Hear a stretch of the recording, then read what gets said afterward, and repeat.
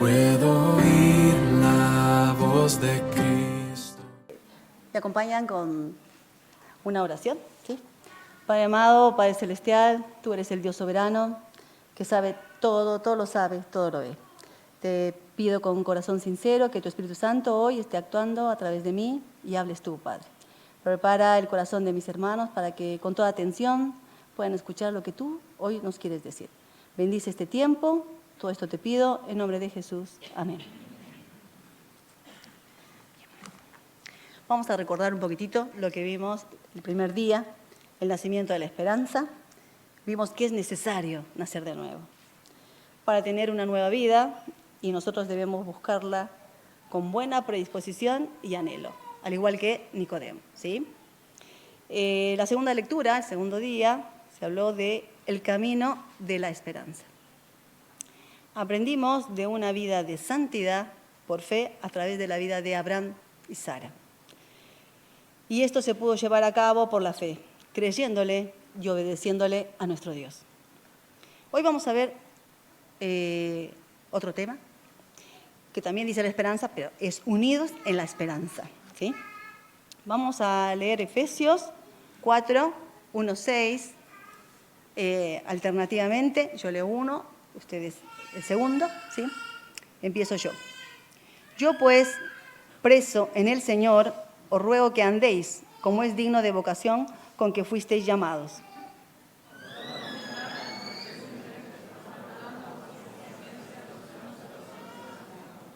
Solícitos en guardar la unidad del Espíritu en el vínculo de la paz.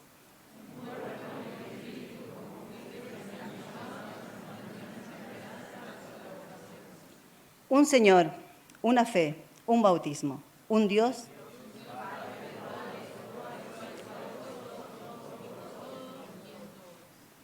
Bien. Antes de entrar en el tema de hoy, voy a explicar un poco acerca de la iglesia de Éfeso.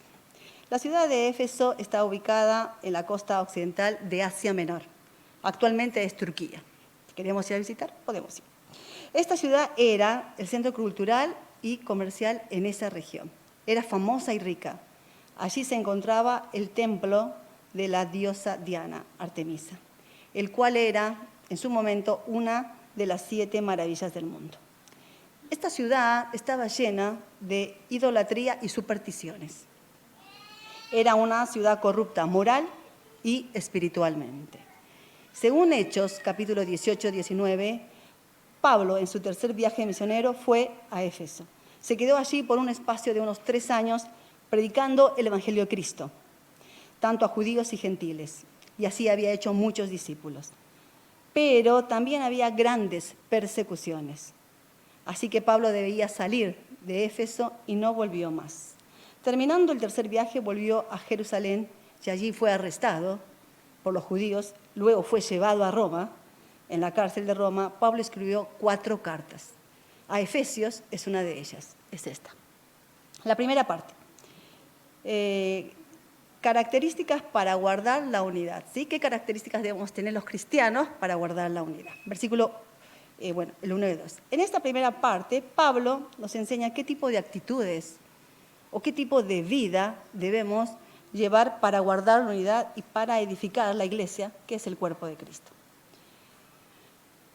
Veamos en el contexto en que se encontraba Pablo. Versículo 1 dice: yo pues, preso en el Señor, os ruego que andéis como es digno de vocación con que fuisteis llamados.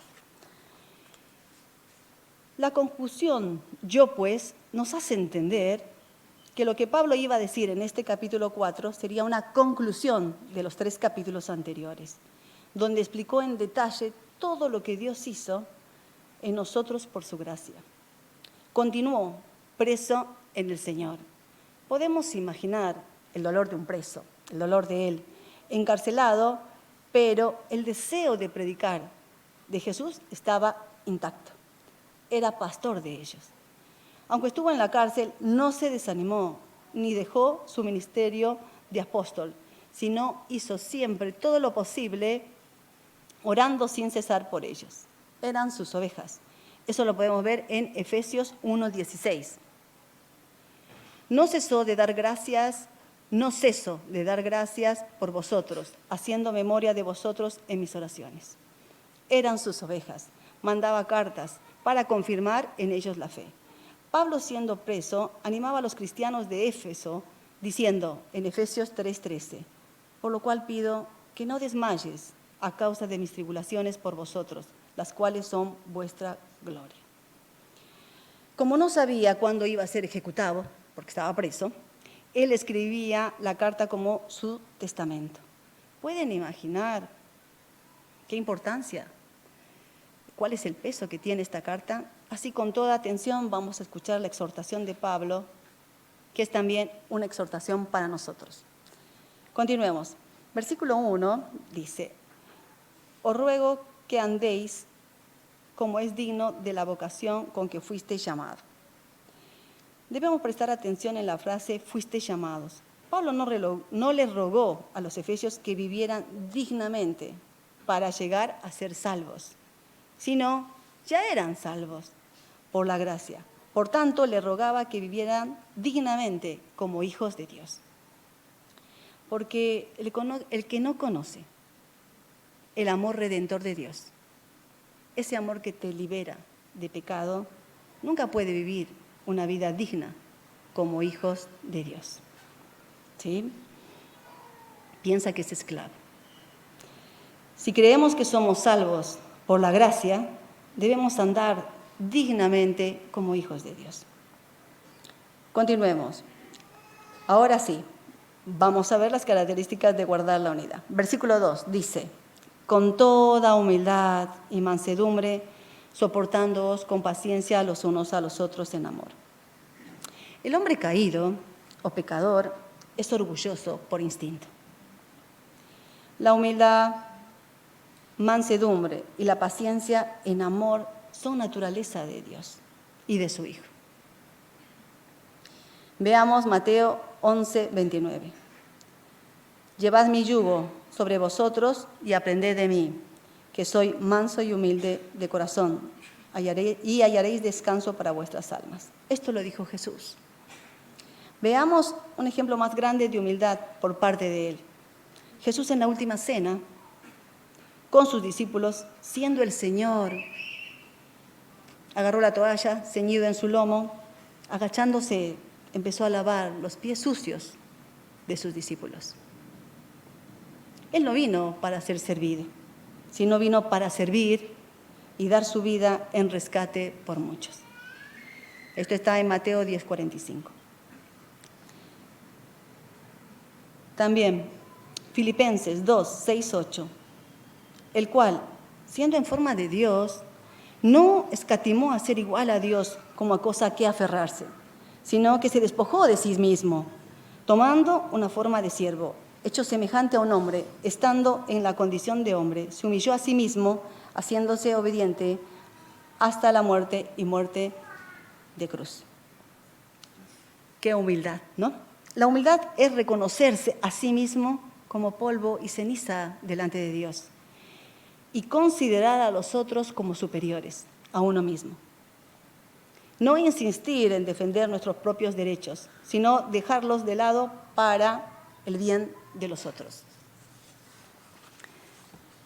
Pablo, antes de conocer a Jesús, también era un hombre orgulloso y se consideraba un hombre celoso de Dios.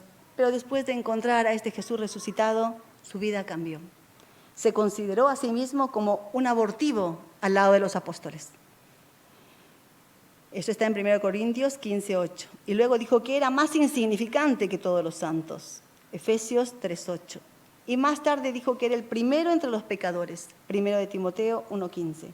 Se hizo cada vez más humilde a medida que conocía al Señor. En su carta, la frase os ruego manifiesta su humildad. Él no estaba ordenando con autoridad pastoral o apostólica, sino con toda humildad estaba rogando a sus ovejas que anduvieran como hijos de Dios. Otra característica que nombra el versículo 2 es la mansedumbre. Se refiere a algo así como el carácter de un caballo salvaje, pero bien domado. El hombre manso, como lo conocemos en el mundo, no es un hombre débil, de carácter, inseguro o sumiso. No, sino es un hombre fuerte, que tiene carácter fuerte, pero ese carácter está controlado por Dios. Es un carácter controlado por Dios. Cada uno de nosotros tenemos nuestro propio carácter. Ya nacemos con esto. Y esto lo podemos ver en los niños, ¿no? Todos de diferente carácter, ¿no? Uno de los tantos hombres mansos que podemos nombrar en la Biblia es a Moisés. Veamos, Números 12:3. Y aquel varón Moisés, dice la Biblia, era manso, más que todos los hombres que habían sobre la tierra. Él también tenía carácter fuerte. No sé si se acuerdan de Moisés. Era un hombre impulsivo, tanto que en una ocasión mató a un hombre egipcio y lo escondió en la arena. Esto está en Éxodo 2:12. Sin embargo, por la disciplina de Dios, fue un hombre manso, más que todos los hombres sobre la tierra. Así que si nosotros andamos cada día con el Señor, recibimos su disciplina con un corazón abierto, aunque no nos guste la disciplina, seremos mansos cada vez más. Y el ejemplo más grande de mansedumbre es el de nuestro Señor Jesús. Veamos Isaías 53:7. Angustiado él y afligido, no abrió su boca. Como cordero fue llevado al matadero y como oveja delante de sus trasquiladores, enmudeció y no abrió su boca. El hombre manso no paga con la misma moneda. No devuelve mal por mal. Al que maldice, él bendice, sabiendo que Dios es soberano y que la venganza viene de él. Continuemos el versículo 2. Soportándoos con paciencia unos a otros en amor. La paciencia también es un carácter de Dios. También. Paciencia es la incapacidad de esperar con tranquilidad y la acción de permitir, cargar y soportar. Nuestro Dios también es paciente con nosotros. Aquí lo vemos en versículo Romano 2:4, que dice: ¿o menosprecias las riquezas de su benignidad, paciencia y longanimidad, ignorando que su benignidad te guía al arrepentimiento? O segunda de Pedro 3:9, el Señor no retarda su promesa, según algunos la tienen por tardanza, sino que es paciente para con nosotros, no queriendo que ninguno perezca, sino que todos procedan al arrepentimiento. Dios tuvo paciencia con el ladrón crucificado al lado de Jesús, justo en el momento antes de morir. Él se arrepintió y fue salvo. Nosotros también, por su paciencia, fuimos salvos. Dios nos esperaba años y años. Yo puedo recordar que Dios me esperó a mí mucho. Yo era esa hermana conferencista que solamente venía a la conferencia por como unas mini vacaciones. Pero por su paciencia y gracia, hoy estoy acá. Nuestro Dios es como ese padre, el hijo pródigo. Sigue esperando el regreso de sus hijos perdidos a su encuentro. Cuando conocemos y reconocemos la paciencia de Dios para con nosotros, seremos más tolerantes y pacientes con otros. ¿Sí? Si reconozco cuánto me esperó, cuánto más paciente puedo ser con otro. Andar con toda humildad, mansedumbre y con paciencia se puede resumir en una palabra: andar en amor. El amor dado por Jesús. Ese amor que cubre multitud de pecados. ¿Sí? Bien, ahora vamos a ver la segunda parte, que es solícitos en guardar la unidad. Vamos a leer el versículo 3. Versículo 3. Quiero que leamos todos juntos, así no nos dormimos, ¿sí? Dale, 1, 2, 3. Solícitos en guardar la unidad del Espíritu en el vínculo de paz. Con esta frase, solícitos en guardar la unidad del Espíritu, podemos ver Pablo no les dijo que anduvieran solícitos en formar la unidad, sino en guardar la unidad. ¿Qué quiere decir esto? Dios ya nos ha hecho uno. La unidad ya la tenemos. Así que ya no necesitamos formar más unidad, sino necesitamos guardar esta unidad que Jesús ha hecho entre nosotros. Capítulo 17 de Juan es llamado también la oración sacerdotal de Jesús. Antes de morir, Jesús oraba intensamente por sus discípulos para que fueran uno.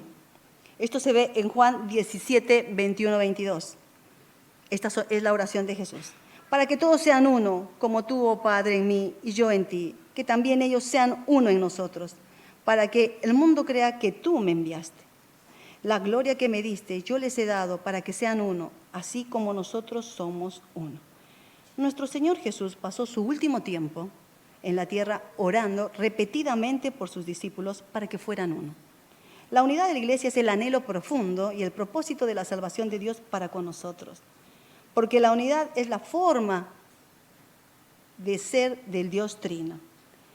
El principio del matrimonio también es que los esposos lleguen a ser uno. En el mundo caído no hay unidad. Satanás no quiere la unidad.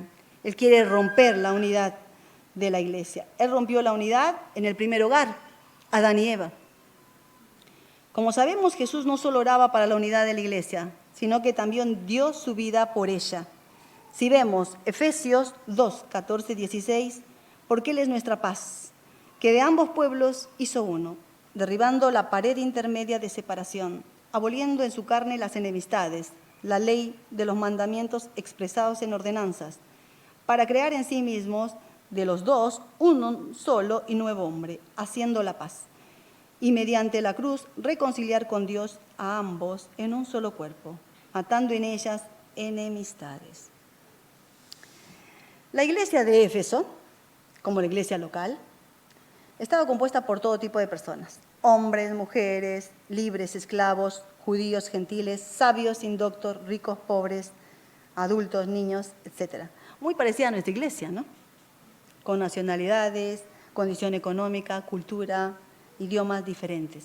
Sin embargo, a pesar de esas diferencias que había entre ellos, Pablo le rogaba que anduvieran solícitos para guardar la unidad. Entonces, para guardar la unidad, ¿qué debemos hacer?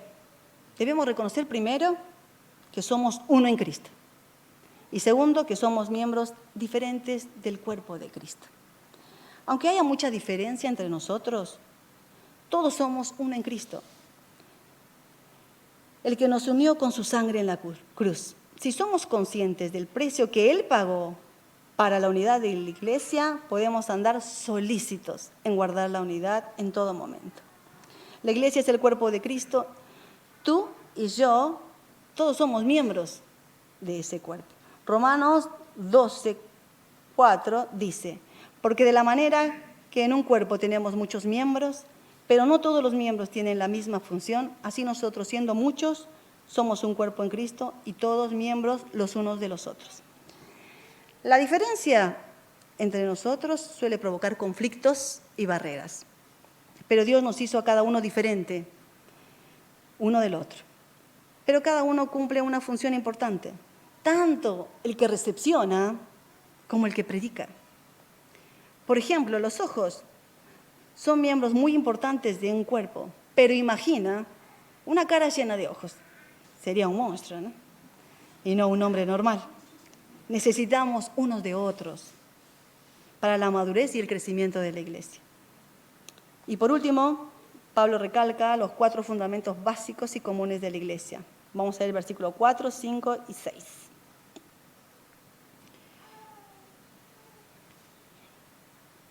Leemos también todos juntos, así nos dormimos. ¿Dale?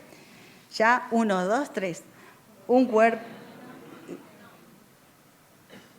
Versículo 4, 5 y 6. De Efesios, ¿no? Efesios, lo que estamos leyendo. 4, 5 y 6.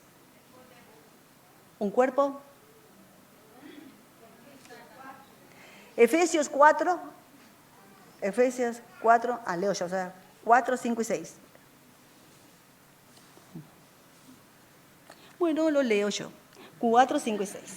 Un cuerpo y un espíritu, como fuiste también llamados en una misma esperanza de vuestra vocación. Un Señor, una fe, un bautismo, un Dios y Padre de todos, el cual es sobre todos y por todos y en todos. En estos versículos Pablo repite 7 veces el artículo indefinido, uno, ¿no?